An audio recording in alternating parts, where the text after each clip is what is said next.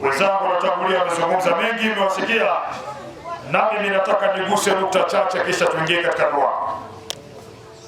Lakini pia niwapeni salamu za Sheikh Sharifu. Kijana wenu wanawasalimia sana, na amesema inshallah kesho kutwa huenda kama iko hapa, tumwombee dua afike salama. Semeni amin. Kila mmoja aweze kumshuhudia na kuweza kumwona. Leo wakazi wa kijiji hichi, kina baba na kina mama, nataka niwakumbushe nukta chache sana, kisha tuingie katika dua kwenda kumwomba Mwenyezi Mungu. Mungu atujalie kila la kheri, atusamehe makosa yetu na tujalie kheri salama inshallah. Leo katika jambo ambalo nimekusudia kulisema ama kuwakumbusha wakazi wa kijiji cha Kanoge, tuwalee wazazi wetu wawili, Hakika bila hawa tusingepatikana mimi na wewe kule wetu hapo ulimwenguni, mama na baba. Leo nataka nimzungumze mama. Hebu mwangalie mama ni nani. Mama kafanya nini kwa wewe mpaka leo namdharau?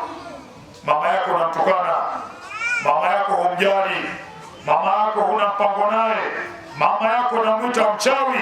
Mameka leba alikwenda na wewe ukiwa leba, ukiwa tumboni, unamnyanyasa mama yako, unamtesa mama yako, unamuumiza mama yako. Mama yako anaumia kisa wewe. Mama alivimba miguu, mama alikuwa anatapika, mama alifikia mahala kuna wazazi mimba zilikuja vibaya, walikuwa wanakula udongo, chakula kingine hakitaki. Mama alikuwa anamuona mama yako na baba yako ananuka, akimwona anamwambia sogea, unanuka sogea, anamfukuza. Mimi na wewe tukiwa katika matumbo tunawanyanyasa mama zetu.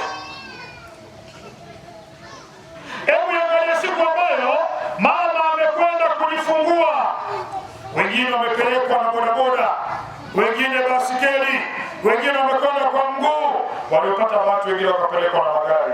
Lakini huku vijijini wengi wanapelekwa, wengine wamebebwa. Mama yuko hai, mama yako yuko hoi, anateseka, wewe uko tumboni. Alafu leo humjali mama yako, huna mpango na mama yako, chakula kizuri unakula kinakushuka, mama yako hujui kala nini. Unavaa nguo nzuri unapendeza, hujui mama yako amevaa kitu gani. Leo vijana wa leo hatuna habari na kila mama. Mwangalie mama huyo, siku anapelekwa leba, anaingizwa leba, mama nguvu hana, nguvu zimemwishia mama. Mama anapiga ukelele. Mama yangu waliingia kwenye kisu. Hapa kuna kina mama wamekaa hapa, wana operation, wamepasuliwa matumbo yao. Kina mama wanasema uongo, wamechanwa ili utoke. Kwenye njia ya kawaida umeshindwa kutoka, mama kasukuma mpaka nguvu zimeisha, akaamua kuingia kwenye kisu akachanwa. Mama yako pamoja na mama yangu ndio wale ambao walitumia kwa tabu na shida, wengine walikimbiwa na baba zao. Baba baada ya kusikia tu mimba imeingia, alikimbia huyo akaondoka zake. Lakini mama aliishi na wewe kwa mateso.